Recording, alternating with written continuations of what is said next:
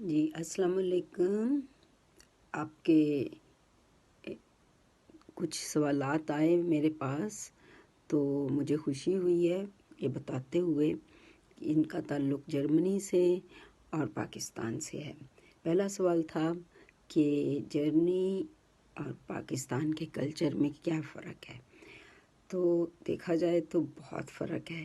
یہ ویسٹرن مغربی ملکوں میں سے ایک ہے اور ہم ساؤتھ ایشیا کے ملکوں میں سے ایک۔ لیکن سب سے پہلے یہ بات ہے کہ ہمیں کلچر کا مطلب سمجھ ہونا چاہیے۔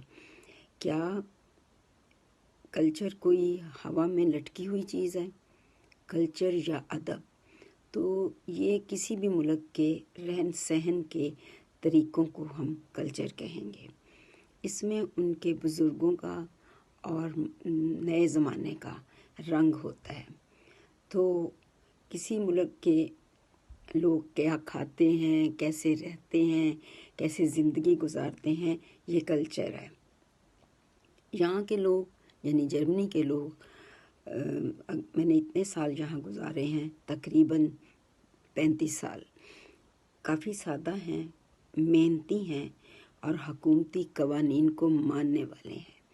مزے کی بات تو یہ ہے، یہ اپنے پیدا ہونے کے بعد بچوں کو ٹرینڈ اس طرح کرتے ہیں کہ حکومتی قوانین کا پاس کیا جائے۔ اس کی چھوٹی سی میں مثال دے دیتی ہوں کہ آمپل پہ کھڑے ہو کے ایک بچہ جو کنڈر گارڈن میں جاتا ہوگا وہ بھی اپنی ماما کو کہے گا ریڈ لائٹ ہے، آگے نہیں جانا۔ تو یہ کتنی بڑی مثال ہے کہ ماما اس بچے کا کہنا مانتی ہے۔ اور دوسرا سوال آپ نے یہ کیا، ابھی ٹھہریں دوسرا سوال، لیکن حکومتی پالیسیز جو ہیں وہ ایک طرف تو ملک کے لیے ہیں، انٹرنیشنل ہیں، دوسری عوام کی بہتری کے لیے۔ حکومتی پالیسیوں کا محور جو ہے وہ تعلیم، صحت اور خوراک، یہ نمبر 1 ہے۔ جنرل ہیلتھ جو ہے لوگوں کی بہت اچھی ہے، بیسک تعلیم 9th کلاس تک ہے، اس کے بعد کوئی بچہ پڑھے یا نہ پڑھے یہ اس کی اپنی مرضی ہے، لیکن اس کو تمام فارمولاز، فارم جیسے نادرا کا فارم ہو گیا، اس کو بھرنے آنے چاہیے، اس کو پڑھنا آنا چاہیے۔ یہ پہلے سوال کا جواب تھا۔ دوسرا سوال آپ نے کیا کہ اوورسیز پاکستان کے لوگوں کے ساتھ مل کر کیا کام کر سکتے ہیں۔ بہت ہی خوبصورت سوال ہے۔ ہم لوگ جو کہ آباء اجداد کے لحاظ سے پاکستانی ہوتے ہیں، ہماری نسل تو پاکستان سے آئی ہے، جو اگلی نسل ہے وہ کچھ یہاں کے پیدا ہوئے بچے ہیں لیکن وہ بھی پاکستان کا خیال رکھتے ہیں۔ تو اوورسیز بہت محنت کرتے ہیں، آپ لوگ تصور بھی نہیں کر سکتے۔ جب آپ گرم رضائیوں میں لیٹتے ہیں، جب آپ گرم ہواؤں سے بچنے کے لیے ٹھنڈے کمروں میں بیٹھتے ہیں تو وہ اس وقت سڑکوں پہ ہوتے ہیں۔ کبھی کبھی کچھ میرے بہن بھائی ایسے ہیں جو سورج نکلنے کو دیکھتے ہی نہیں اور رات ہونے پہ گھر واپس آتے ہیں۔ تو پاکستانیوں کو، ان کے خاندانوں کو، ان کے لوگوں کو اس بات کا خیال رکھنا چاہیے کہ یہ کتنے قیمتی پیسے ہیں، ان کو بڑی بڑی شادیوں پہ نہیں لٹانا چاہیے۔ یہ تو اس طرح ہو گیا نا کہ اپنے پیسے کو کھڑکی کھول کے باہر پھینک دینا۔ تو ایسا یہاں کے پیسے کے ساتھ کھلواڑ نہیں کرنا چاہیے، ان کو بہتر کاموں میں استعمال کرنا چاہیے، خاص طور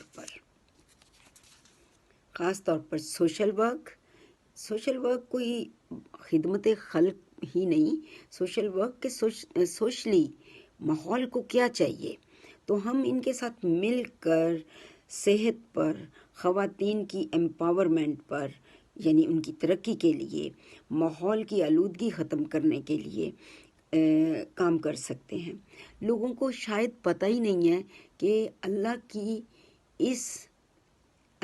اس دیے ہوئے تحفے زمین کو ہم کیوں گندا کرتے ہیں، ہم اس میں کوڑا کرکٹ کیوں پھینکتے ہیں۔ لوگوں میں یہ شعور بلند ہونا چاہیے کہ ہم کون ہوتے ہیں گند ڈالنے والے۔ دوسرا ہم مل کر کاروبار کر سکتے ہیں، لیکن ان سب کے لیے ایک ٹیم ورک چاہیے. ہمیں اپنے ملنے والوں دوستوں کے ساتھ مل کر ایک ٹیم کے ساتھ کام کرنا چاہیے، لیکن پیارے بہنوں اور بھائیوں، ایمانداری شرط ہے. یہاں میں آخر میں پھر کہوں گی کہ پاکستانی کس طرح ملک کے لیے بہتر ہو سکتے ہیں. تو پاکستان محنتی قوم ہے، بہت محنتی قوم ہے. جرمن اس کو کافی پسند کرتے ہیں، خاص طور پر ہمارے پڑھے لکھے طبقے کو. تو وہ ان کے ساتھ دفتروں میں برابر کی تعلیم حاصل کر کے کام کرتے ہیں، تو جس کے فائدے نہ صرف یہاں ہیں بلکہ وہ اپنے خاندانوں کو بھی پالتے ہیں. پاکستانی بہت خوش مزاج اور دوست طبیعت کے لوگ ہیں. کتنی تکلیفیں آتی ہیں، پاکستان کی خبریں ہم سنتے ہیں تو وہ مایوس ہو جاتے ہیں جب انہیں کوئی رستہ نظر نہیں آتا واپس آنے کا. برائے مہربانی میں ایسے چینلز یا ایسے NGOs کو بھی درخواست کروں گی کہ وہ ایسی پالیسیز بنانے میں حکومت کو